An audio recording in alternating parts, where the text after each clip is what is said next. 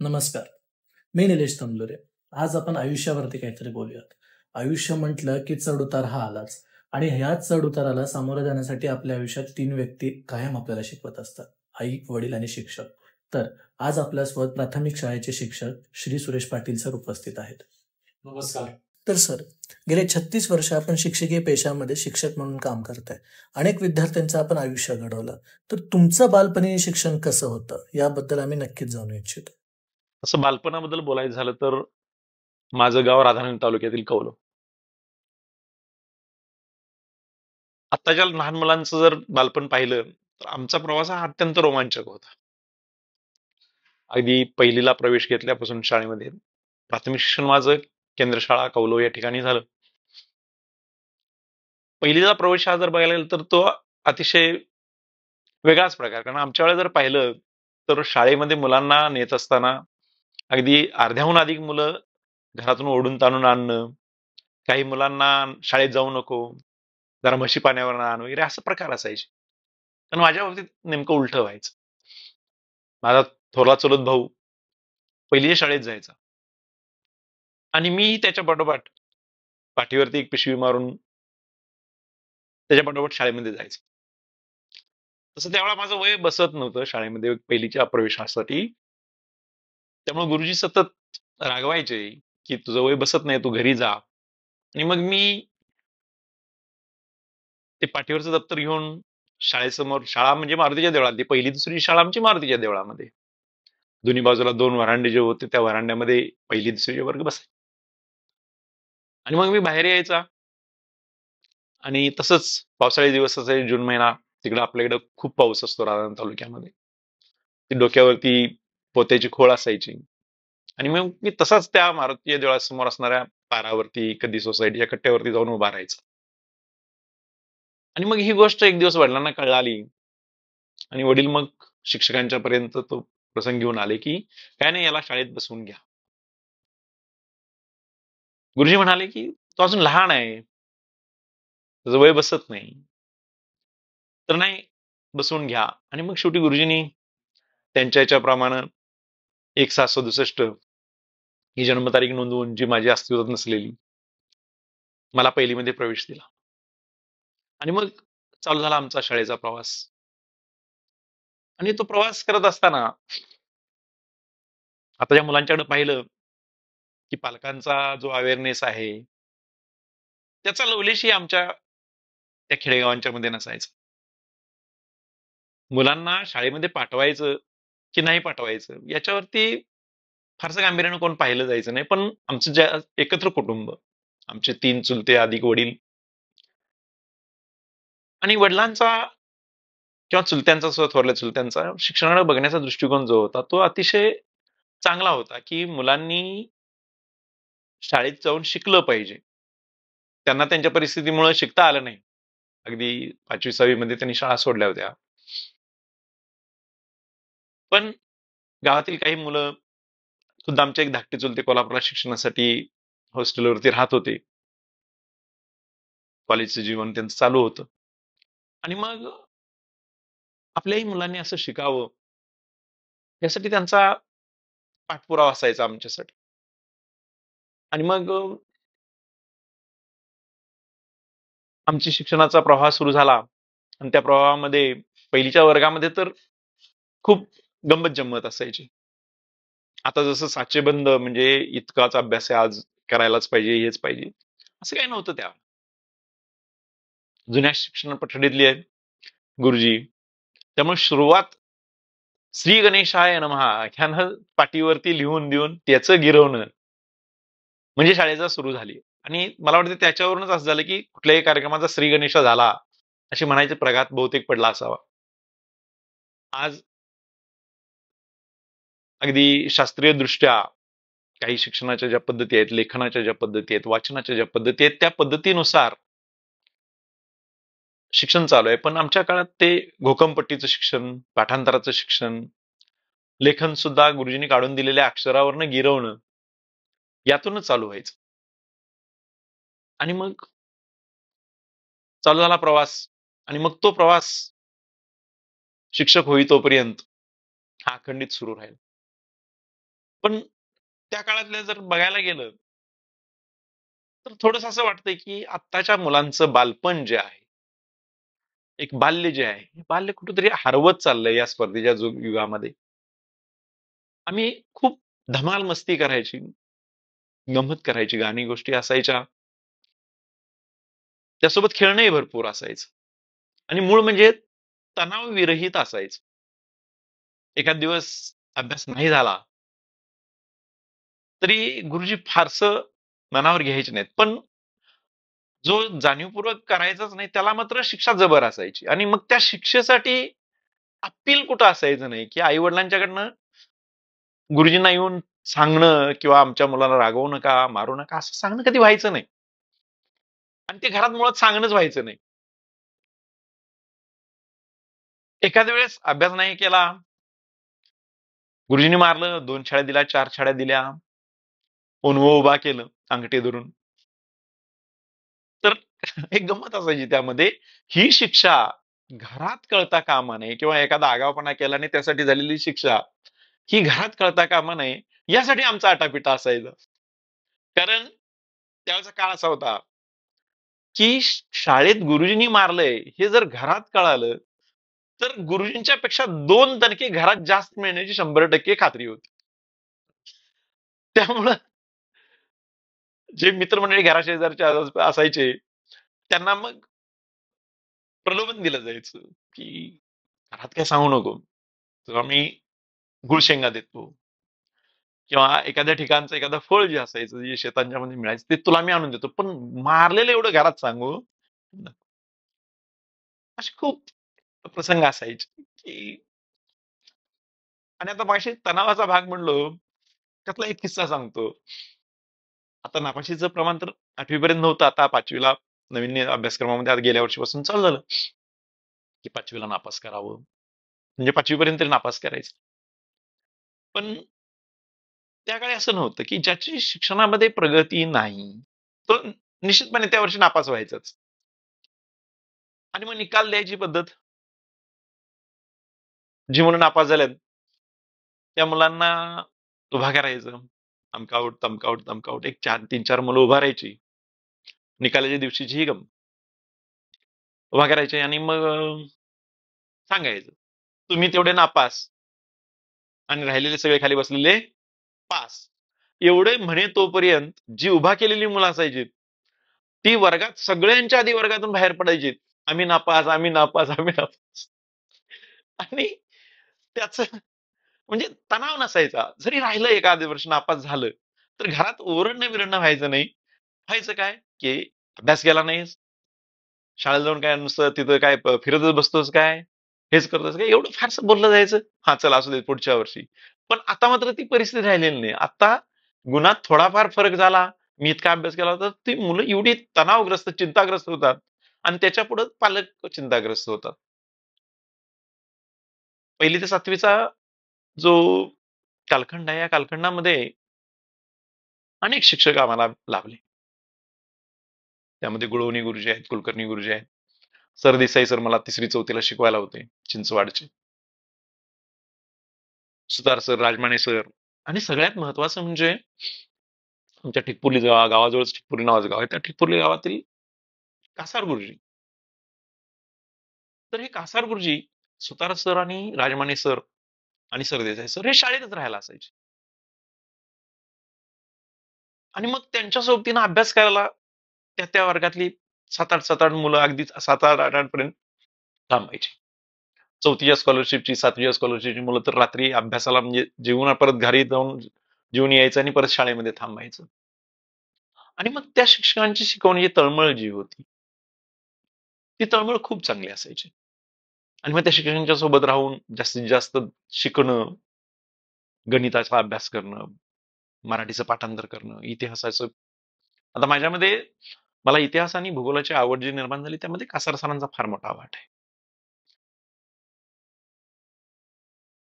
अत्यंत सोप्या पद्धतीमध्ये, अगदी चांगल्या भाषेमध्ये आणि उत्स्फूर्तपणानं इतिहास शिकवत असताना कासार गुरुजी जे सांगायचे ते प्रसंग अक्षरशः समोर उभे राहायचे सर्व इतिहासातले प्रसंग. त्यामुळं मुळात इतिहास भूगोलमध्ये तर मला प्रचंड आवड निर्माण झाली.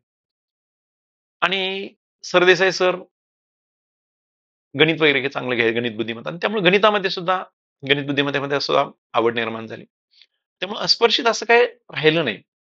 फक्त व्हायचं काय, इंग्रजीमध्ये त्या काळात 5वी पासून इंग्रजी, आणि मग ते सुरुवातच आमची this is Gopal that is Sita इथूनच सुरुवात. इंग्रजीचे अल्फाबेटिकल जे आता आपण शिकतो ते नंतर, पण सुरुवातच पहिलाच धडा आमचा असायचा की this is Gopal and that is Sita.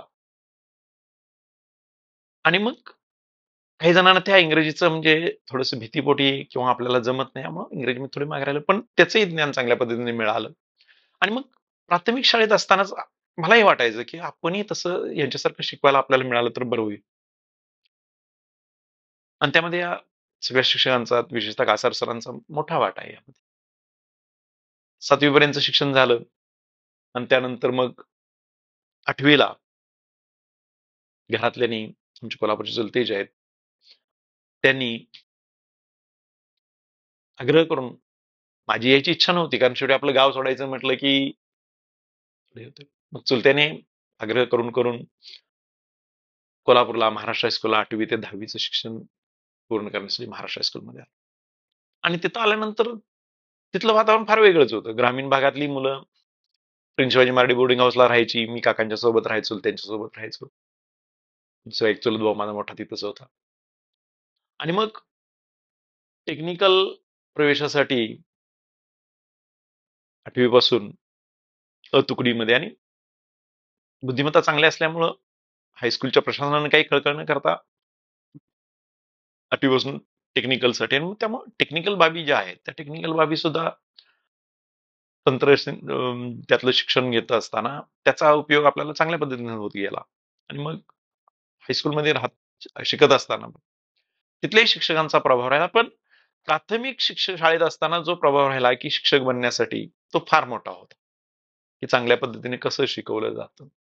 शेवटी खेड्यातलं शिक्षण आणि शहरातल्या शिक्षण यामध्ये थोडीशी तफावत होती, त्यांनी त्यामध्ये मग थोडंसं आपल्याला मागासले पण वाटतं, पण ते वाटू न देता सुद्धा आम्ही जिद्दीनं काम करत राहिलो, अभ्यास करत राहिलो.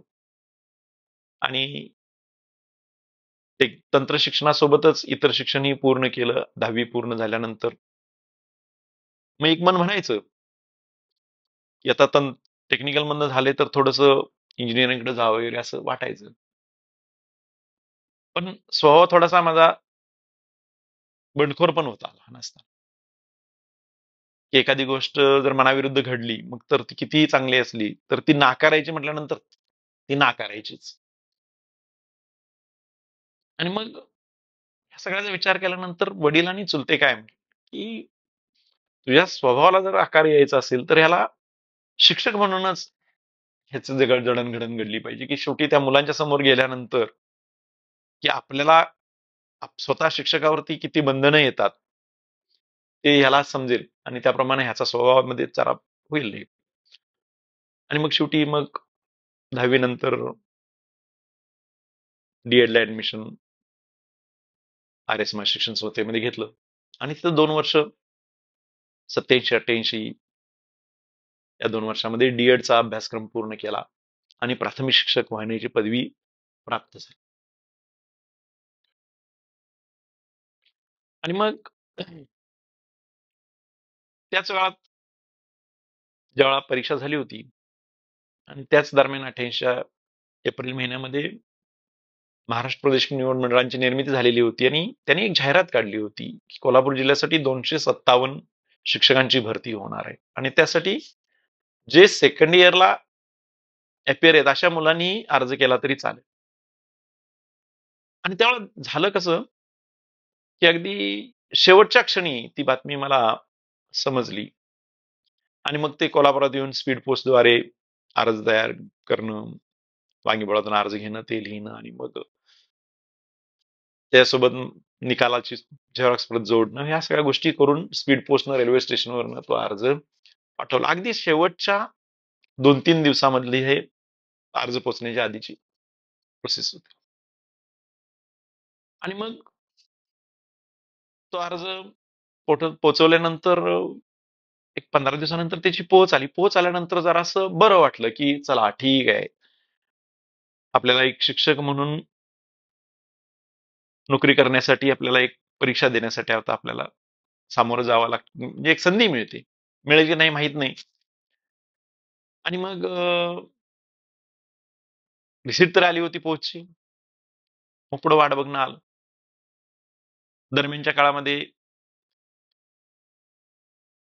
साधारणपणे मला वाटतं एक नोव्हेंबर महिन्यामध्ये रिटर्न टेस्ट म्हणजे पूर्व परीक्षा देणं त्यासाठीच रिसिट आलं होतं. आणि एस.एम. लोहिया कोल्हापूर येथे नंबर पडला. मला तो नंबर आठवतो 4022 म्हणजे 4022 नंबर असा माझा काहीतरी होता त्यामध्ये. आणि मग परीक्षेला बसायचंय, फॉर्म भरलेला होता. आणि आता जसं स्पर्धा परीक्षांसाठी किंवा अगदी पोलीस भरतीपासून, शिपाई भरतीपासूनच्या ज्या सगळ्या भरती प्रक्रियेचं आता जर बघितलं तर मोठ्या प्रमाणामध्ये स्पर्धा परीक्षेची पुस्तकं, संदर्भ साहित्य उपलब्ध आहे. आणि तेव्हा मी नुकतंच डी.एड होऊन बाहेर पडलेलो होतो. आणि मग आता याची तयारी कशी करायची? कारण त्यासाठी एक पुस्तक, जो प्रश्न परीक्षा होती, एक पेपर जो होता, तो पेपर म्हणजे सामान्य ज्ञानाचा पेपर. आणि दुसरा अभ्यासक्रम आणि विषय पद्धती ह्याच्यावरती. म्हणजे तो पेपर काय एवढासा त्याचं टेन्शन नव्हतं, कारण आम्ही ला जो अभ्यास 2 वर्षामध्ये केलेला होता त्याच्यावरती असेल. पण सामान्य ज्ञानाचं म्हटल्यानंतर थोडंसं टेन्शन आलं, की नेमकं काय विचारलं जाईल, कसं विचारलं जाईल. संदर्भासाठी इकडे तिकडे पाहिलं. आमचे एक मामा एम.एस.सी.बी मध्ये स्पर्धा परीक्षा देऊन झाले होते. त्यांच्याकडे मी असं म्हटलं, की आता या सामान्य ज्ञानाच्या पेपरसाठी काय तयारी करावी लागेल. तेव्हा त्यांनी परीक्षा देण्यासाठी, एम.एस.सी.बी ची परीक्षा देण्यासाठी उपकार जनरल नॉलेज म्हणून हिंदी एडिशनचं एक पुस्तक त्यांच्याकडे होतं. ते त्यांनी माझ्या हातात दिलं. म्हणजे हे मी ह्याचा अभ्यास करून, म्हणजे या पद्धतीचा अभ्यास करून हे झालं. आणि हे बघ तुला काय कसं उपयोगी पडतं. आणि मग मी ते पुस्तक चाळलं, हिंदी एडिशनचं पुस्तक. मग त्याला माझ्या लक्षात आलं, की स्पर्धा परीक्षेसाठी कशा पद्धतीचा सेटअप या पेपरचा असणार आहे. आणि मग मला लक्षात आलं, की हे काय फारसं अवघड नाही. हिंदीमध्ये होतं, पण मला ते हिंदीचं पण कसं झालं, की 5वीत असतानाच बालबोधिनी, प्रबोधिनी ह्या हिंदीच्या परीक्षा दिलेल्या होत्या राष्ट्रभाषा समितीच्या. त्यामुळे हिंदीची तयारी चांगली झाली होती. त्यामुळे ते समजून आलंय पट काय नेमकं असू शकतं. अगदी थोडक्यात त्याचं अवलोकन झालं. आणि मग इकडं महाराष्ट्राच्या आपल्या ह्याच्याप्रमाणे काय अभ्यास असावा, त्याप्रमाणे मग वर्तमानपत्रांचं, भास्करराव जाधव वाचनालयामध्ये जाऊन तिथली काही पुस्तकं घेऊन वाचन केलं. आणि मग दिवाळीच्या दरम्यान त्या स्पर्धा परीक्षेसाठी आम्ही एस.एम. लोहियामध्ये माझा नंबर होता, तर आम्ही त्यात प्रविष्ट झालो. आणि जेव्हा पहिला पेपर जो आला हातामध्ये, तो आल्यानंतर 100 गुणाची प्रश्नपत्रिका ती, तो हातात आल्यानंतर ज्यावेळा पाहिलं, तेव्हा खूप आनंद झाला. कारण अवांतर वाचनाचा जो उपयोग मला त्या काळात, त्या दिवशी मला कळलं, की अवांतर वाचन जे असतं आपलं, ते अवांतर वाचन आपल्याला कसं उपयोगी पडतं, त्यावेळेला लक्षात आलं. कारण पेपर खूप मला तो सोपा गेला होता. आता अवांतर वाचनाचं जर म्हणायला गेलं तर, आता लहान असताना जर पाहिलं, म्हणजे प्राथमिक शाळेतला जो टप्पा जो आहे, पहिली, दुसरी, तिसरी, म्हणजे शाळेत सुरुवातीला घरातच वाचन लेखनाची तयारी बऱ्यापैकी झालेली होती. पहिलीत प्रवेश घेण्यापूर्वीच वडिलांचं थोडंसं कटाक्ष असायचं, की संध्याकाळी शेताकडनं वगैरे आवताकडनं आले, की त्यांनाही वाचनाचा छंद होता. वेगवेगळ्या पुस्तके, धर्म पुस्तकं, काही सामाजिक अभ्यास याच्यावरची पुस्तकं, काही वर्तमानपत्र ते आणून वाचायचे. त्यातनं मला त्यांनी वाचनाचा छंद लावला. त्यामुळे मी पहिलीत बऱ्यापैकी वाचन करत, म्हणजे चांगल्या पद्धतीचं वाचन करत होतो. मग त्यावेळेला इतका छंद लागला होता, की म्हणजे आता आत्ताचं बालपण जर पाहिलं तर, म्हणजे सकाळी मूल उठल्यापासून क्लासेसला जाणं, क्लासेसवरनं आलं की त्याला शाळेला पाठवणं, शाळेतनं आलं, काही वेळा शाळेतनं आलं की दुपारच्या नंतरचे परत क्लासेस. असं आमचं साक्षीबद्धपणा काय नव्हतं.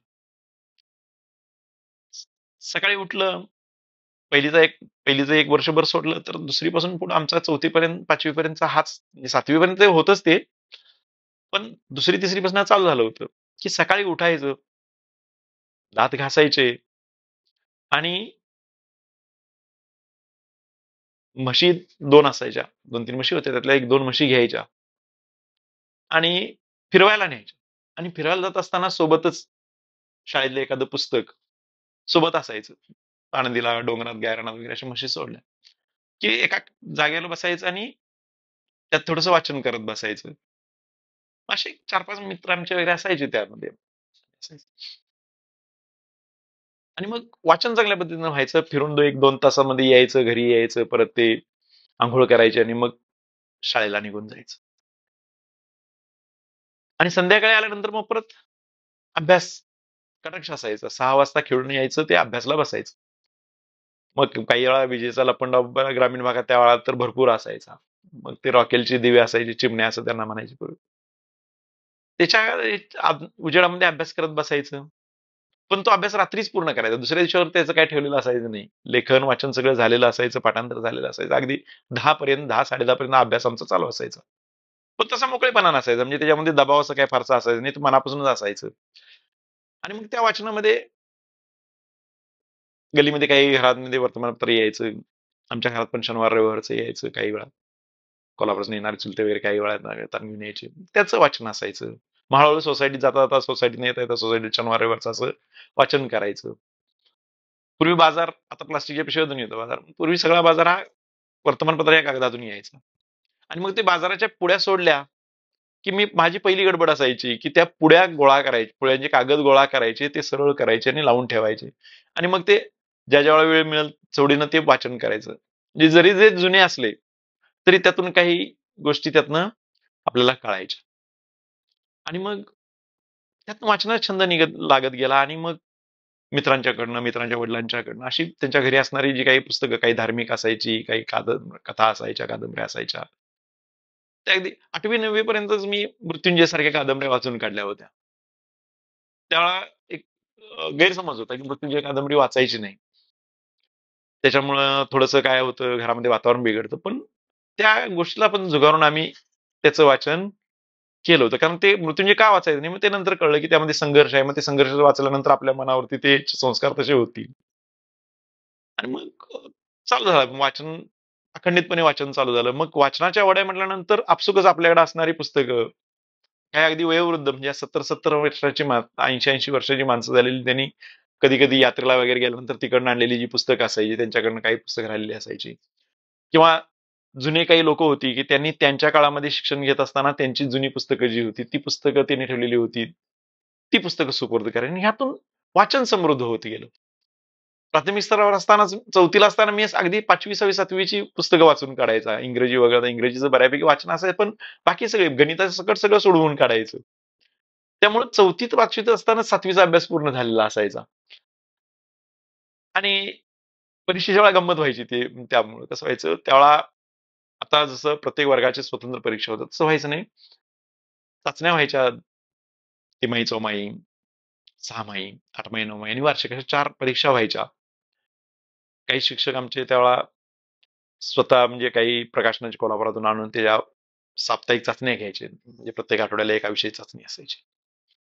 आणि मग ह्या शासन स्तरावर, जिल्हा परिषद स्तरावर होणाऱ्या चाचण्या परीक्षांसाठी 3री पासून 7वी पर्यंतच्या मुलांना सलग नंबर दिले जायचे.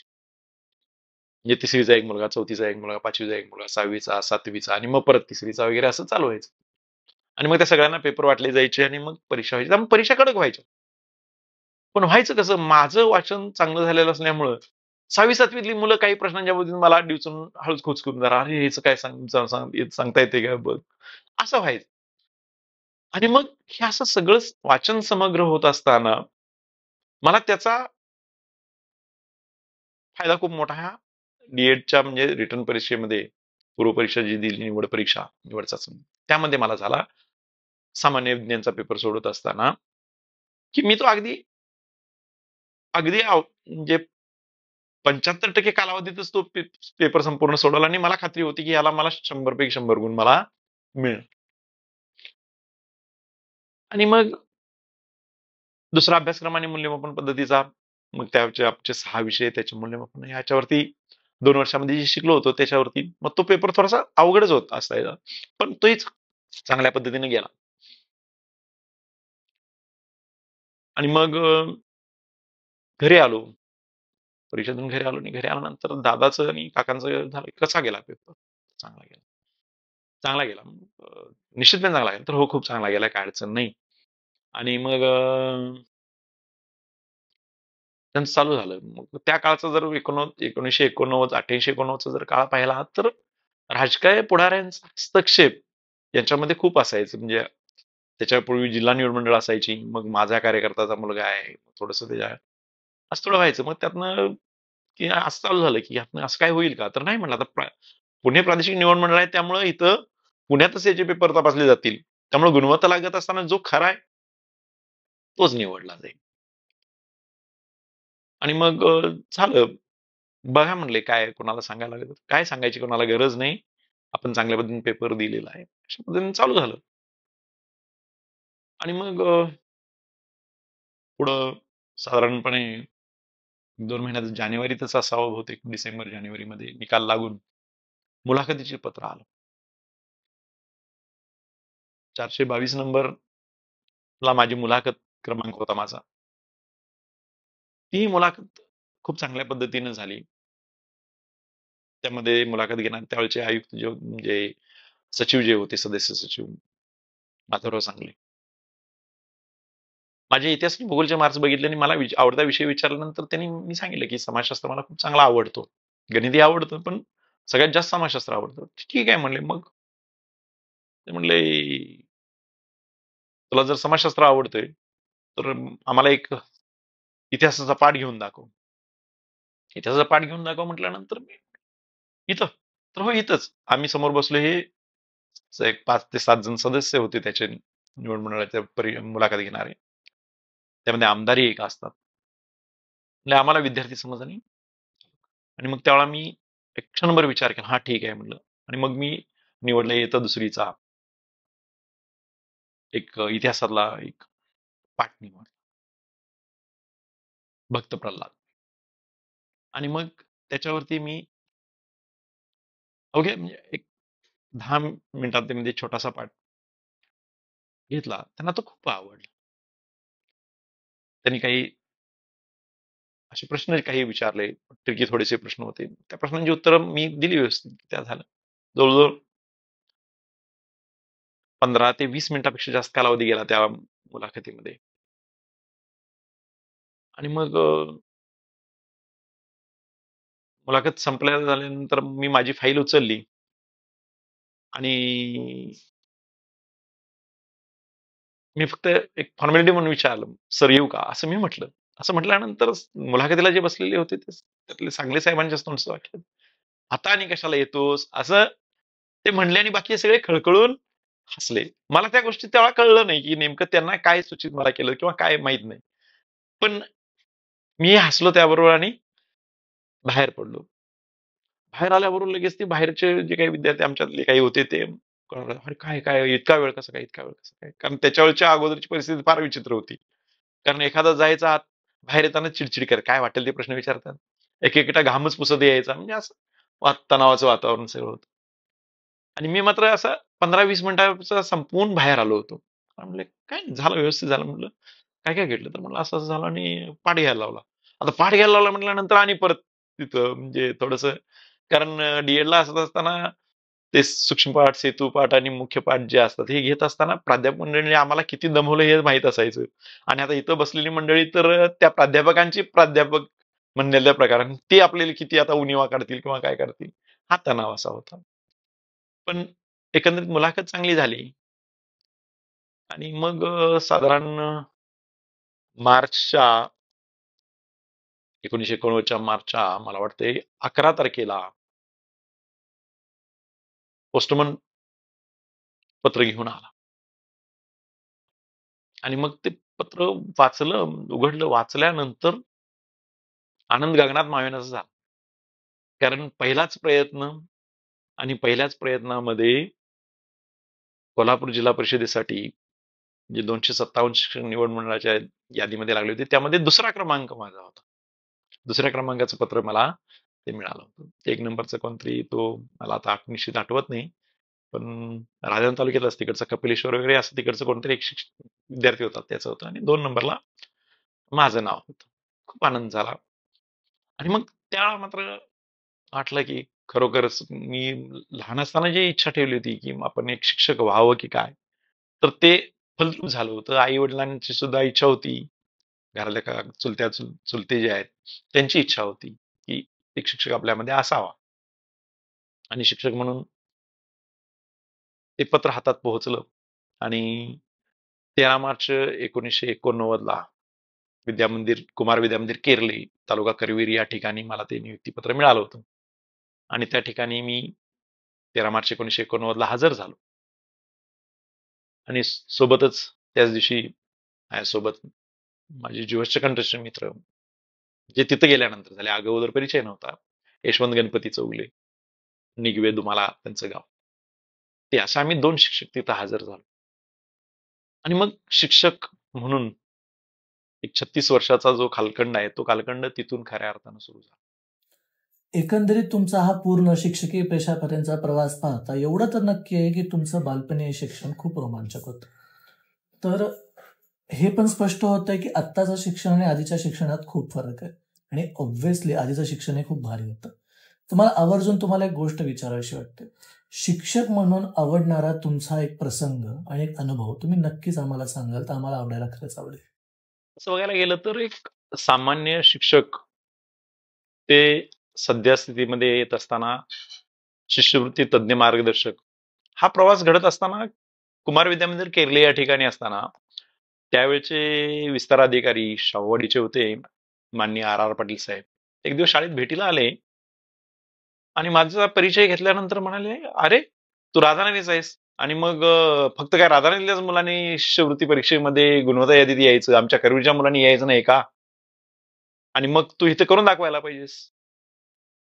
आणि मग तेव्हा मी साहेबांना म्हटलं की हा ठीक आहे, मी त्यामध्ये प्रयत्न करून बघतो. प्रयत्न नाही, मला यश पाहिजे. आणि मग मी लगेच त्या दिवशी मी शिष्यवृत्ती परीक्षेचे, तसा शिष्यवृत्तीचा मी विद्यार्थी होतो, पण शिष्यवृत्ती परीक्षेसाठी लागणारे संदर्भ साहित्य हातात घेऊन मी शिष्यवृत्तीच्या मार्गदर्शनाला सुरुवात केली. आणि मग सातत्यानं अगदी दर 2 वर्षानंतर 1 वर्ष शिष्यवृत्तीचा मार्गदर्शक कुठल्या ना कुठल्या पद्धतीनं यायचंच.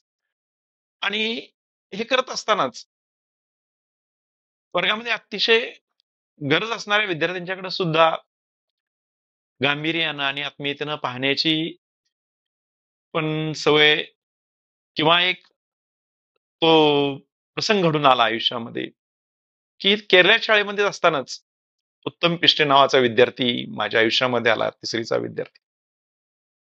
आणि तसं पाहिलं तर त्याला एका चांगल्या शिक्षकाची किंवा मार्गदर्शकाची गरज होती. आणि मग त्याच्यावर पाहिल्यानंतर वाटलं की अशा मुलांचा सर्वच जण थोडासा दुर्लक्षित करतात. आणि मला वाटलं की माझा जन्म सुद्धा या मुलासाठी आहे, शिष्यवृत्ती बरोबरच. आणि त्या उत्तमनं मला अशा मुलांच्याकडे कनवाळं दृष्टीनं पाहण्याची नजर उत्तम पिष्टने दिलंस.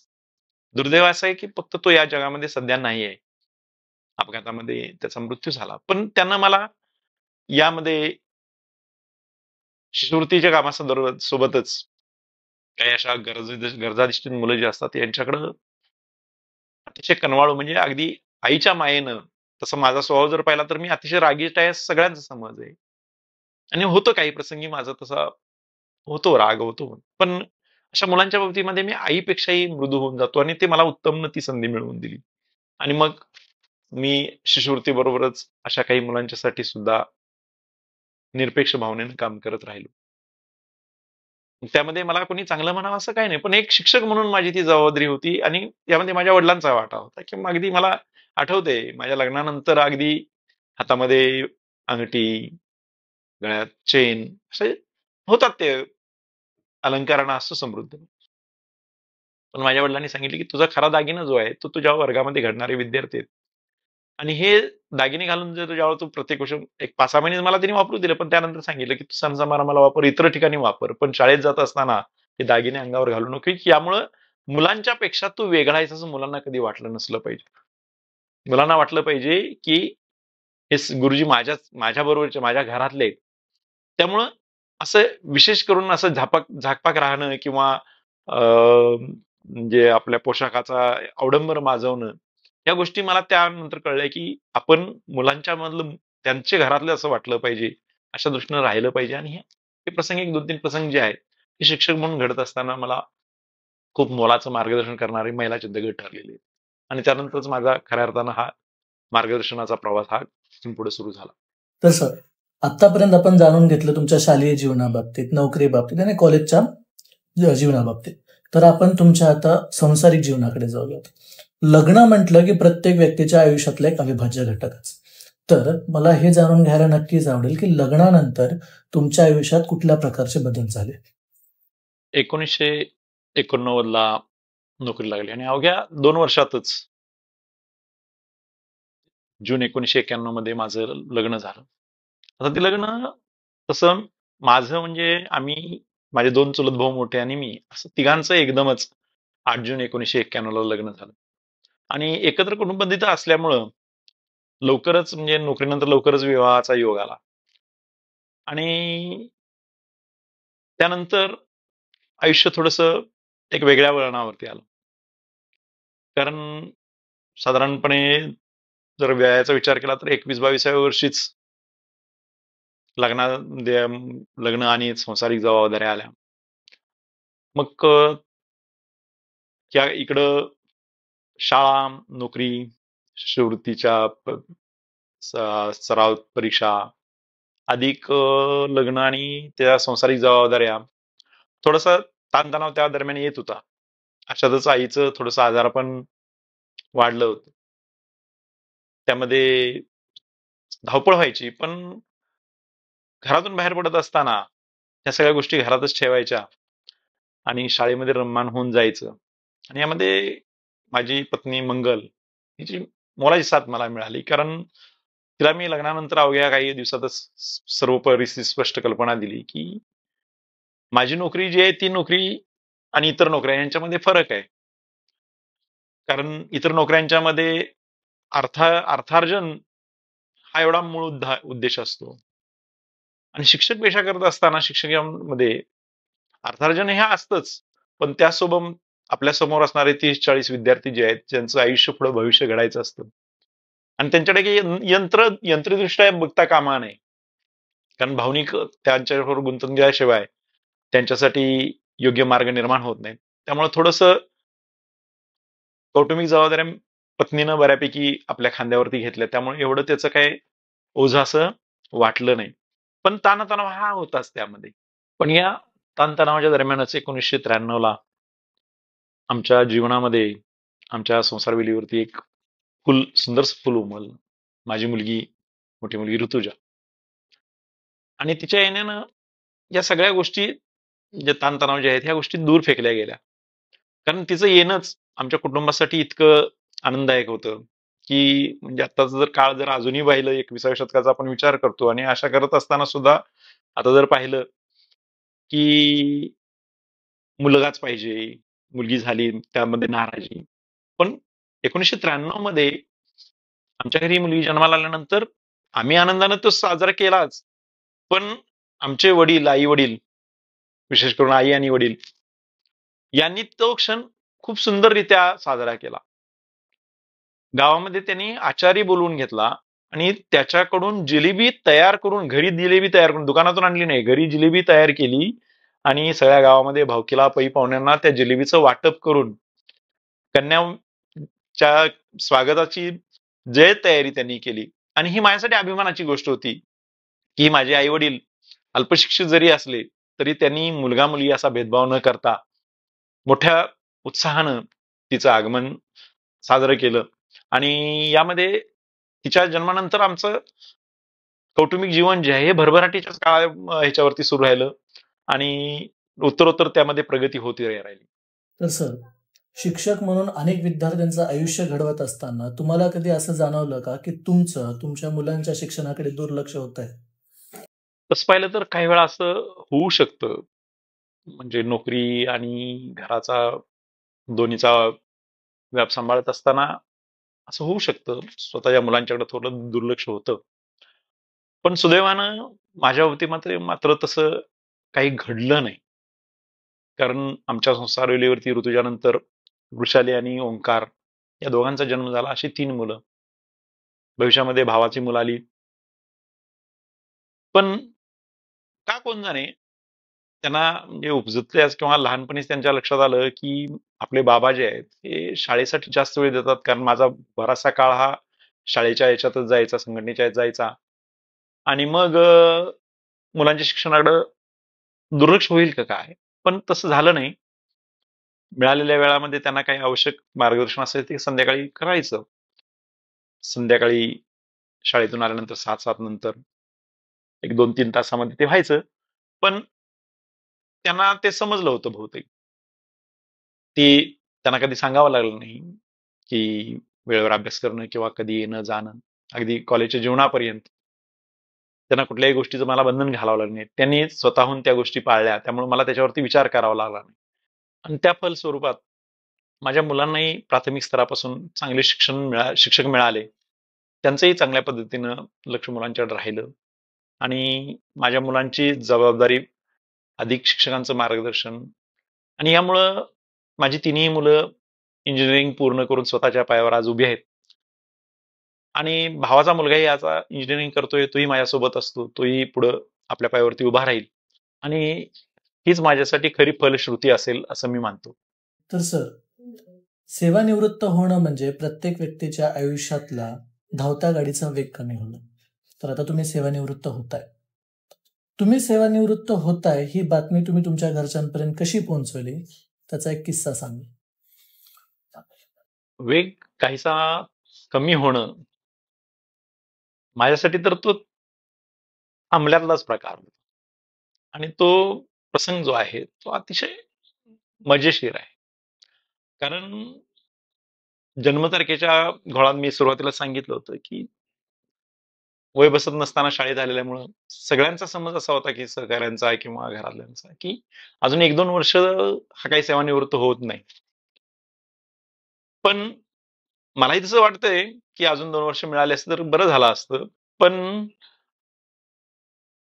झालं असं, की 31 मे 2025 ही माझी सेवानिवृत्ती दिनांक आहे. आणि मग हे घरी सांगायचं कसं? यामध्ये मी द्विधावस्थेत होतो. आणि म्हटलं ठीक आहे, एक नाट्य स्वरूप याला असू देत. आपण लवकर यांना काय सांगायचंच नाही. म्हटलं बघू काय करता येते.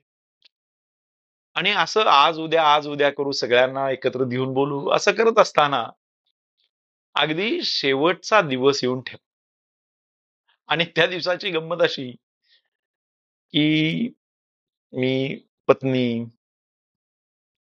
मुलगी आणि पुतण्या 1.5 तास मी त्यांना म्हणत होतो, की सारखा मला एक तुम्हाला सांगायचंय जरा बसा.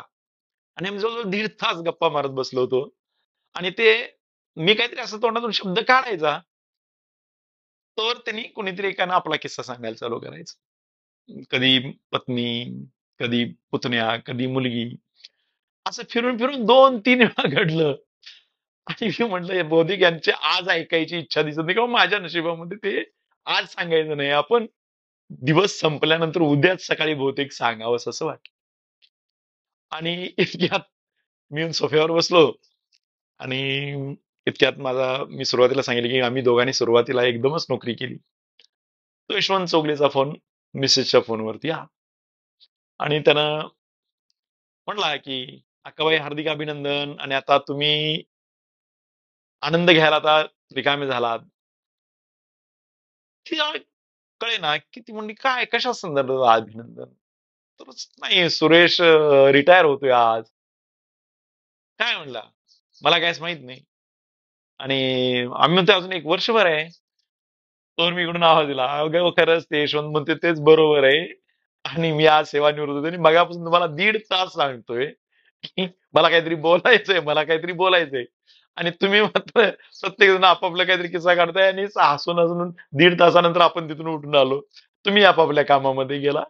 आणि म्हटलं बहुतेक आज तुम्हाला सांगणं माझ्याकडनं होणार नाही. आणि मग ते सगळे जण जमा झाले. मग एक क्षणभर भावुक झाले सगळेजण, की हा प्रसंग म्हणजे सेवानिवृत्ती आजचे दिवस आणि आम्ही इतकं अनभिज्ञ आहोत. मग त्यांना मी सांगितलं, की मला तुम्हाला काय करायचं होतं, की यामध्ये तुम्हाला एक धक्काच द्यायचा थोडासा, एक आनंद सुखद क्षण आहे हा. सेवानिवृत्त होणं बऱ्याच जणांना असं वाटतं, की आपला म्हणजे हा ठीक आहे, आपलं अर्थार्जनात थोडंसं कमी होईल. पण मी त्याकडे असं नाही पाहिलं.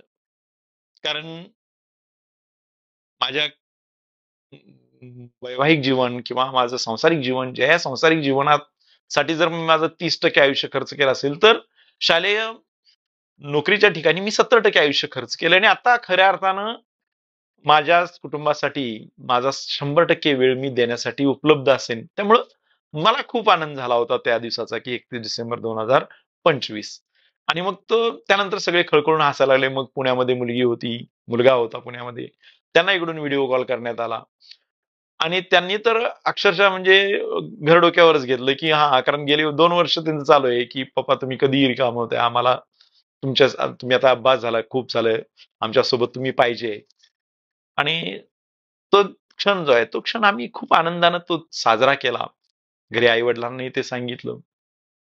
कोणाचा विश्वास बसण्यासारखं नव्हतं ते आणि नाहीये. पण चांगल्या पद्धतीनं आज हा दिवस मी माझ्या कुटुंबामध्ये शेवटचा नोकरीतला शेवटचा दिवस मी 31 मे 2025 हा या पद्धतीने मी साजरा केला आणि तो प्रसंग हा अतिशय दीर्घकाळ लक्षात राहील. अशा पद्धतीनं तो आम्हाला त्या दिवशी साजरा करता आला. तर सर, आत्तापर्यंत जितकं काही तुम्ही सांगितलंय, शालेय जीवन, तुमचं नोकरी, त्यानंतर उच्च शिक्षण, या सगळ्या गोष्टींना जर आपण पाहायला गेलो तर खूप रोमांचक होते. आणि सर, अ, ज्या पद्धतीनं तुम्ही सांगताय, ज्या पद्धतीनं तुम्ही सगळ्या गोष्टींना सांभाळलं, ते खरोखर उत्तम पद्धतीनं होतं. तर सर, इथून पुढचं जे आयुष्य आहे, सेवानिवृत्त ज्यावेळेस तुम्ही होताय, तुमच्याकडे पुरेसा वेळ आहे, तुमचे काही स्वप्न असतील, जे राहिले असतील, तर सर तुम्ही तुमच्या आयुष्याकडे इथून पुढे कसं पाहताय? हो, आता तसा खूप वेळ आहे. भरपूर म्हणजे समाधानकारक आणखी म्हणता येईल. कारण आता मनामध्ये कोणतेही शंका, कुशंका, किंतु, परंतु असं असणार नाही. आणि सेवानिवृत्तीचा काल हा मगाशी मी म्हटल्याप्रमाणेच आनंददायी पद्धतीने आम्ही साजरा केला आणि तो तसा आता इथून पुढे मला तो संपूर्ण काल हा व्यतीत करायचा आहे. कारण शैक्षणिक कार्य करत असताना गेली 36 वर्ष माझी पत्नी, माझे आई-वडील, माझी मुलं ज्यांनी स्वसमजुतीनं आपल्या जबाबदाऱ्या ओळखून माझ्या मनावरचा बराचसा ताण त्यांनी हलका केला. भले मला त्यांच्यासाठी त्यांच्या इच्छेप्रमाणे तितका मला वेळ देता आला नाही. आता सहसा कुठेही जरी बघितलं तरी प्रत्येकाची अपेक्षा असते, की आपल्या भावाने, आपल्या नवऱ्यानं आपल्यासाठी वेळ राखून ठेवला पाहिजे. पण त्यांनी मला कधी जाणवू दिलं नाही. त्यांनी कधी हट्ट केले नाहीत, की आमच्याबरोबर तुम्ही इकडेच यायला पाहिजे. आम्हाला हेच पाहिजे, आम्हाला तेच पाहिजे. जे मिळालं, जेवढं मिळालं तेवढ्यात त्यांनी खूप समाधान मानलं. आणि मला कधी असं नजरेस आणून दिलं नाही त्यांनी, की आम्ही असमाधानी आहोत किंवा आम्हाला त्याची गरज आहे. त्यामुळं चिंतामुक्त वातावरणामध्ये मला माझी सेवाकाल पार पाडता आला. आता मला माझा सगळा वेळ जो आहे, हा माझा वेळ माझ्या पत्नीसाठी, की जिनं आपल्यासाठी ज्या काही गोष्टी राखून ठेवल्या असतील. म्हणजे थोडंसं कसं असतं, तिची नेहमी तक्रार असते. कारण आता आम्ही गेली मुलांच्या शिक्षणासाठी 12, 13, 14 वर्ष कोल्हापूरमध्ये राहतो. आता कोल्हापुरातला रिवाज जर पाहायला गेलं तर दर शुक्रवारी नियमितपणे अंबाबाईला जाणं, दर्शन घेणं. तिलाही वाटायचं, की असं-असं जरा जावं. पण मी काय शुक्रवारी तर उपलब्ध होणारच नाही. त्यामुळे कधी जाता आलं नाही. तर मग आता सुरुवात करू अंबाबाईच्या दर्शनापासून. तिला जितका वेळ जायचं असेल, जितका वेळ थांबायचं असेल. कारण शेवटी माझं शैक्षणिक कार्य पाहत असताना तिनं आपल्या इच्छा-आकांक्षांना मुरड घातली आणि मला वेळ दिला. मला वेळ वापरू दिला. हे सगळ्यात महत्वाचं होतं. आता बघू आपण आता तिच्यासाठी आणि मुलांना त्यांच्या लहानपणी जितका वेळ नाही देता आला, पण मध्यंतरीच्या काळामध्ये माझ्या मोठ्या मुलगीचं लग्न झालं ऋतुजाचं अजितसोबत.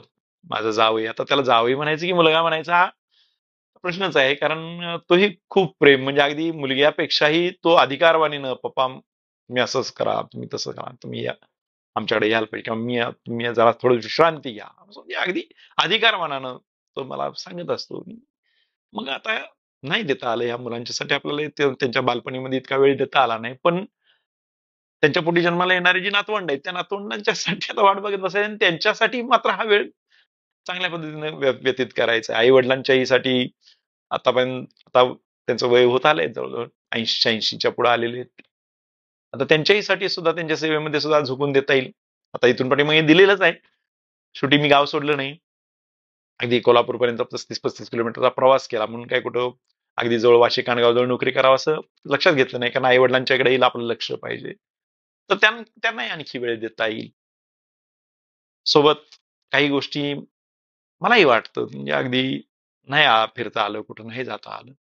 सोबत पत्नीला, मुलांना, काही नातवंड यांना घेऊन आपल्याला थोडस फिरायचंय, त्यांच्यासोबत एक मुक्तपणे, कुठलंही धावपळ न करता, म्हणजे शाळेकडे जायला पाहिजे, 2 दिवसातच सहल आटपायला पाहिजे, असं न करता थोडस बघू निवांतपणानं, जेवढा काय आस्वाद घेता येईल वेळेचा तेवढा घ्यायचा. वाचन, लेखन ह्या गोष्टी आणि चालू करायचे आहेत. थोडस मध्ये तरी ते बंद पडलं, वाचन चालूच आहे, पण लेखनही थोडंफार करतो, तर त्याला थोडासा वेळ द्यायचा आहे. बघू कसं कसं जमते, ठरवलंय खूप काही. आणि प्रकृती साथ आतापर्यंत चांगली दिली, म्हणजे मग ते काय कामाचं आहे की कशामुळे आहे माहित नाही, पण कधी आजारी पडणं किंवा आजारी रजा काढून घरी राहणं नशिबात आलं नाही, किंवा नशिबात आलं नाही. रजा बहुतेक बऱ्याचशा 250-300 रजा शिल्लक राहिल्यात, पण आता त्या काय वापरता येणार नाहीत, पण त्या वापरायला लागल्या नाहीत, ही चांगली गोष्ट आहे, कारण त्यामुळे नियमित मध्ये मुलांच्या मध्ये राहता आलं, शिक्षणाच्या प्रवाहामध्ये राहता आलं. आणि हे सगळं जे संचित जे आहे, हे संचित या माझ्या कुटुंबामुळे दिलेलं आहे, आणि त्या कुटुंबासोबतच मला जास्तीत जास्त वेळ आता घालवायचा, त्यांच्यासाठी द्यायचा आहे. म्हणजे काय मी त्यांच्यावरती उपकार वगैरे करतोय अशातलाही काही भाग नाही, तर माझी ती जबाबदारी आहे, आणि मला त्यामधूनच आता आनंद मिळवायचा आहे. कारण निरामय निरोगी आनंद जर जगायचा असेल, तर आपल्या एक ठराविक वेळेमध्ये ठराविक गोष्टी आपल्याकडनं घडल्या पाहिजेत, आणि त्यासाठीच आता कुटुंबासाठी पूर्ण वेळ देऊन कुटुंबाच्या सोबत राहायचंय, आनंदाने क्षण व्यतीत करायचे, इतकंच. आणखी काय, खूपस आयुष्य जगून झाले, राहिलेलं पण आनंदात जगायचंय, एवढंच. नमस्कार.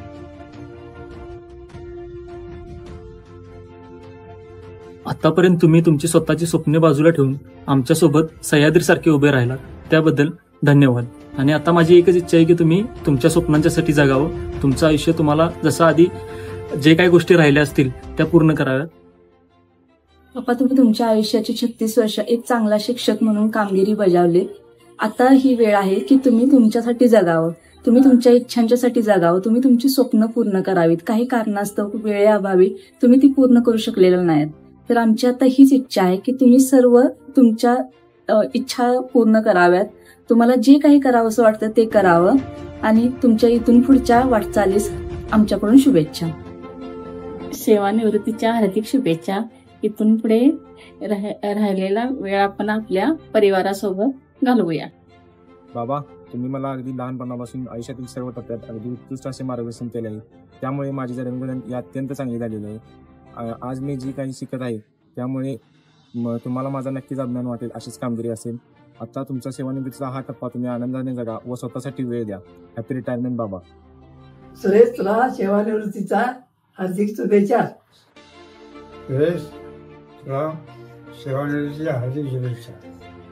पप्पा, आज तुमच्या सेवानिवृत्तीच्या निमित्ताने माझ्या मनात खूप साऱ्या भावना आहेत. गर्व, अभिमान आणि कृतज्ञता. तुमचं योगदान मला शब्दात सांगताच नाही येणार, पण तुमच्यासारखा शिक्षक आणि पिता मिळणे म्हणजे माझं आयुष्यभराचं भाग्य आहे. तुम्ही शेकडो विद्यार्थ्यांना घडवलं, त्यासाठी तुम्ही तुमचा प्रत्येक क्षण पणाला लावला. तुमची ही निष्ठा आमच्यासाठी एक प्रेरणा होती आणि कायम राहील. तुम्ही दिलेली मूल्य आणि संस्कार मला समाजामध्ये कसं वावरायचं, कसं जगायचं हे शिकवत आहे. त्यामुळे मी समाजामध्ये एक चांगली व्यक्ती म्हणून घडत आहे. थँक्यू फॉर एव्हरीथिंग पप्पा. Love you a lot. आणि आज तुमच्या सेवानिवृत्तीनिमित्त मी तुम्हाला एवढंच सांगू इच्छिते की तुम्ही आता थोडी शरीराला विश्रांती द्या, स्वतःच्या मनासाठी एखादा छंद जोपासा, स्वतःसाठी आयुष्य जगा. हॅपी रिटायरमेंट पप्पा. मी अजितानंदा पाटील, सुरेश पाटील सर यांचा जावाई. सर्वप्रथम मी पप्पांना सेवानिवृत्तीच्या हार्दिक शुभेच्छा देतो. मी माझ्या आयुष्यात पाहिलेली सर्वात वर्कहोलिक व्यक्ती म्हणजे पप्पा. वर्क लाईफ बॅलन्स कसा मॅनेज करावा याचं जिवंत उदाहरण म्हणजे पप्पा.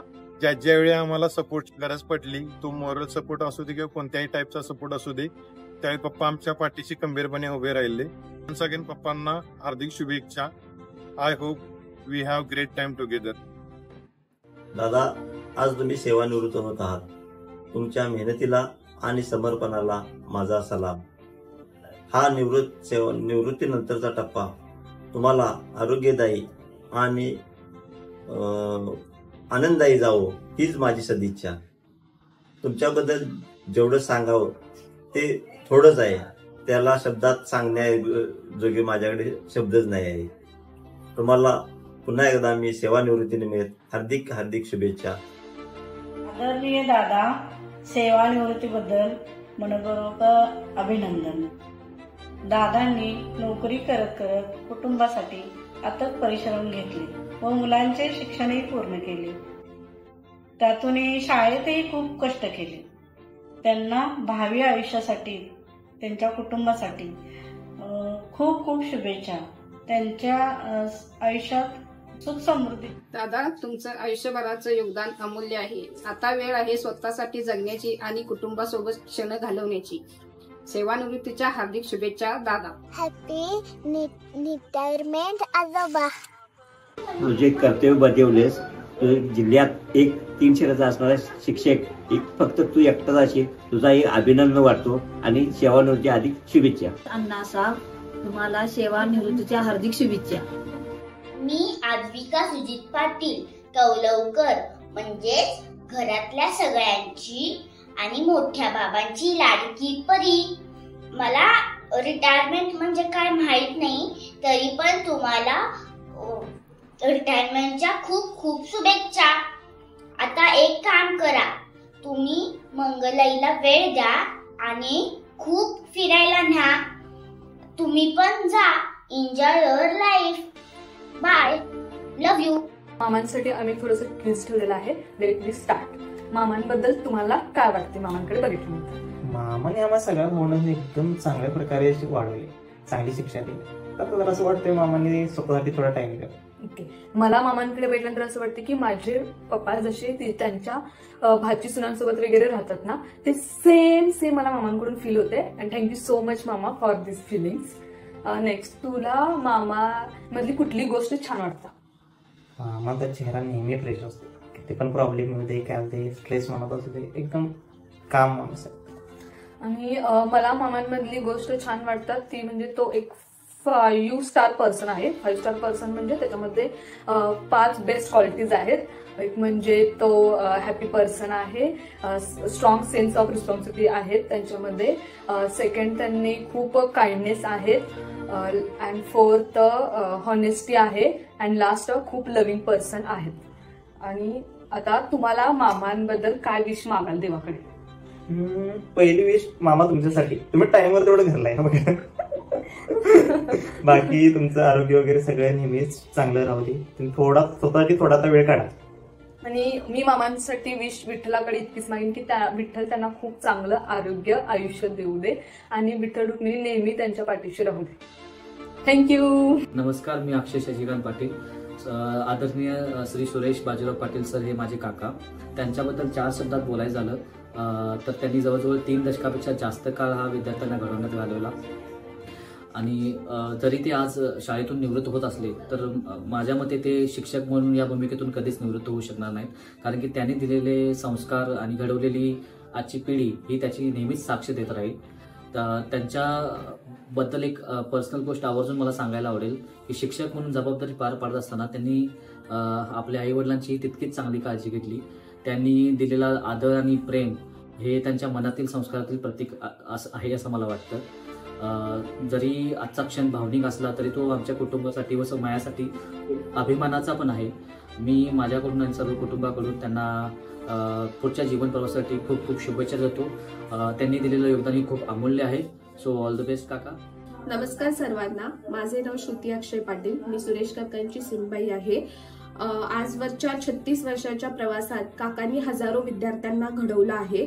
So first of all happy retirement काका. खरंच तुमच्या या कारकिर्दीला आमचा सलाम आहे. तुम्ही जसे एक आयडियल शिक्षक असायला पाहिजे तसेच आहात. एक उत्तम चीअर लीडर, एक गायडन्स लाईट आहात आमच्या सर्वांसाठी. आणि खरंच तुमच्या पुढच्या वाटचालीस खूप खूप शुभेच्छा आम्हा सर्वांकडून. आणि हो, आता हा जॉब संपला आहे, सो नातवंडांना सांभाळण्याचा जॉब आता तुमचा चालू होत आहे. सो येस बाबा, तुमचं मार्गदर्शन आम्हाला नेहमीच प्रेरणा देत राहील. सेवानिवृत्ती म्हणजे विश्रांती नाही, तर ही एक नवी सुरुवात आहे. आता तुम्ही स्वतःच्या स्वप्नांना पूर्ण वेळ द्या. हॅपी रिटायरमेंट बाबा. आज आमचा बंधू दादू किंवा सुरेश बाजीराव पाटील आज रिटायरमेंट होतात किंवा रिटायर होतात. मला वाटतं त्यांच्या पुढील आयुष्यासाठी शुभेच्छा. थोडक्यात त्यांना सांगायचं म्हटलं तर आमचा बंधू किंवा भाऊ कधी शिक्षक म्हणून राहिला नाही. प्रत्येक गोष्टीत त्याचं जे काम आहे, मित्र असू दे, वडीललालकीच्या नातीने सुद्धा तो मित्र म्हणूनच वागलेला आहे. त्याच्या पुढील आयुष्यासाठी शुभेच्छा देणारा मी मोठा नाही आहे, पण इथून पुढं तरी त्यांना ते विश्रांती किंवा त्याच्याविषयी स्वतःसाठी विचार करावा हेच सांगून थोडक्यात मी माझे शब्द धन्यवाद. रिटायरमेंटच्या खूप खूप शुभेच्छा मामा. तुम्ही तुमच्या आयुष्यामध्ये दुर्गम भागातील, गावाकडे, ग्रामीण भागातील खूप खूप विद्यार्थी घडवले. त्यांच्या आयुष्यामध्ये खूप काही आमूलाग्र बदल झाले. त्यांना स्कॉलरशिप मिळाल्यानंतर त्यांनी पुढे सर्व विद्यार्थ्यांनी इंजिनिअरिंग, आम्ही पण इंजिनिअरिंग झालो पूर्ण. आम्ही सर्व तो भाऊ वगैरे सगळे इंजिनिअरिंग झालो पूर्ण. सगळ्यांना चांगल्या आयुष्यामध्ये पुढे घडलो आम्ही फक्त तुमच्यामुळे. आणि असेच आमच्यासारखे बरेच विद्यार्थी तुमच्यामुळे खूप काही मोठ्या मोठ्या पदावरती गेले. त्यांना म्हणजे काही माहित नव्हतं शिक्षणाचं पुढं काय करायचं ते. तुम्ही त्यांना सगळ्यांना पुढील शिक्षणाची जाणीव करून दिली. आणि असंच तुम्ही आता रिटायरमेंट नंतर सुद्धा असेच बाहेर काहीतरी क्लासेस वगैरे घेऊन अजून विद्यार्थी घडवावी ही अपेक्षा. मामा, सेवानिवृत्तीबद्दल अभिनंदन. तुमच्या अथक परिश्रमांना आणि योगदानाला सलाम. आता तुम्ही आराम करा आणि तुमच्या आवडीच्या गोष्टींसाठी वेळ काढा. तुम्हाला पुढील जीवन सुखाचे आणि आनंदी जावो. आदरणीय मामा, आजचा दिवस आपल्या सर्वांसाठी खूप खास आहे. आज आपण आपल्या मामांच्या सेवानिवृत्तीचा सोहळा साजरा करत आहोत. मामा, गेली अनेक वर्षे तुम्ही तुमच्या कामात खूप मेहनत घेतली, त्याबद्दल तुमचे मनपूर्वक अभिनंदन. तुमच्या कामामुळे आणि तुमच्या योगदानाने स्कॉलरशिप मधील विद्यार्थ्यांना खूप मोठा फायदा झाला आहे. तुम्ही केलेल्या कामाची दखल नक्कीच घेतली जाईल. आता तुमच्या निवृत्तीनंतर तुम्हाला तुमच्या आवडीच्या गोष्टींसाठी वेळ मिळेल. तुम्ही फिरायला जाऊ शकता, कुटुंबासोबत वेळ घालवू शकता. तुम्हाला पुढील आयुष्य खूप आनंददायी आणि उत्साही जावं हीच माझी इच्छा आहे. तुमच्या पुढील वाटचालीस खूप खूप शुभेच्छा. रिटायरमेंट म्हणजे आयुष्यातील एक कोरा कागद असतो. त्या कागदावर नवीन जीवन जगण्याची तुम्हाला ही संधी आहे. त्याबद्दल खूप शुभेच्छा. आयुष्याच्या प्रत्येक वळणावर तुम्हाला आनंद असावा आणि इथून पुढचा प्रवास देखील तुमचा आनंदी आणि हसरा असावा. आता नको घड्याळाची टिकटिक, नको कामाचा त्रास. इथून पुढचे आयुष्य तुम्ही जगा एकदम झकास. दादू, तुम्हाला सेवानिवृत्तीच्या खूप खूप शुभेच्छा आणि तुम्हाला तुमच्या या प्रवासात साथ देणाऱ्या बहिणींचेही हार्दिक अभिनंदन. इथून पुढे या गोष्टी राहून गेल्या त्या करायला मिळू देत. आणखी तुमचे आयुष्य आनंदी आणि आरोग्यदायी असू दे. प्रत्येक वळणावर तुमच्या आयुष्यात आनंद यावा. इथून पुढचाही प्रवास आनंदी आणि सुखमय असावा. काका, तुम्हाला आमच्या सगळ्यांकडून सेवानिवृत्तीच्या खूप खूप शुभेच्छा. आमचे आदरणीय काका श्री सुरेश बाजीराव पाटील सर हे यशस्वी शिक्षकाचे कारकीर्द पूर्ण करून सेवानिवृत्त होत आहेत. मला सांगायला आनंद वाटतो की आमच्याच घरातील एक व्यक्ती जे हजारो विद्यार्थ्यांचं भविष्य घडवू शकलं, त्यांनी त्यांच्या सेवेमध्ये निस्वार्थपणे सेवा केली. त्यांच्या पुढील वाटचालीस आमच्या परिवारातून खूप खूप शुभेच्छा. आणि मला खात्री आहे की माझे स्वर्गीय आजी आजोबा यांचेही देखील आशीर्वाद त्यांच्या सदैव पाठीशी राहतील. आज आमचे आदरणीय सासरे सुरेश बाजीराव पाटील सर हे सेवानिवृत्त होत आहेत. त्यांच्याबद्दल बोलायचे झाले तर 30 वर्षाहून अधिक काळ शिक्षणाच्या क्षेत्रात सेवा करण्यात घालवले. हा गौरवाचा क्षण केवळ शाळेपुरतं मर्यादित नाही तर आमच्या कुटुंबासाठी अभिमानाचा क्षण आहे. माझ्याकडून त्यांना सेवानिवृत्तीच्या हार्दिक शुभेच्छा. नमस्कार, माझे नाव आदर्श हरीश पाटील. आज आमचे काका श्री सुरेश बाजीराव पाटील सर हे सेवानिवृत्त होत आहेत, तर त्यांच्या पुढील कार्यासाठी मनपूर्वक शुभेच्छा. धन्यवाद. congratulations on your retirement. You have taught many students to become successful in their future. This marks your beginning to relaxation, fun, and interesting hobbies. You absolutely deserve it. Once again, congratulations on your retirement. नमस्कार, मी आदेश हरीश पाटील. आज आमचे आदरणीय काका Shri Suresh Bajirao Patil sir हे सेवानिवृत्त होत आहेत, तरी त्यांना पुढील वाटचालीसाठी हार्दिक शुभेच्छा. त्यांचे आरोग्य उत्तम राहो हीच प्रार्थना. धन्यवाद.